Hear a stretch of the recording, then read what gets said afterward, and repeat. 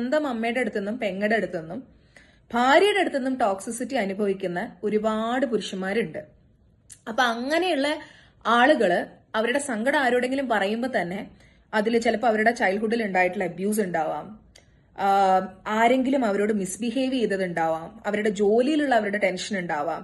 അങ്ങനെയൊക്കെ പറയുമ്പോൾ ആണുങ്ങൾ കരയാൻ പാടുണ്ടോ എന്ന് സുഹൃത്തുക്കൾ പോലും പറയുമ്പോൾ,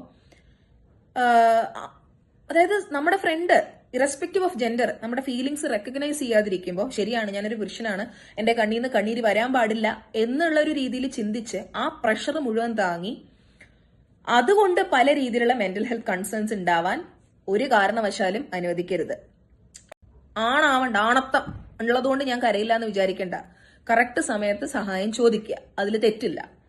സ്ത്രീകളുടെ പ്രശ്നങ്ങൾ മാത്രമേ എല്ലാവരും കേൾക്കുള്ളൂ എന്നുള്ളൊരു ചിന്ത ആർക്കും ആവശ്യമില്ല. എല്ലാവരുടെ പ്രശ്നങ്ങളും ഹേർഡ് ആവേണ്ടതാണ്.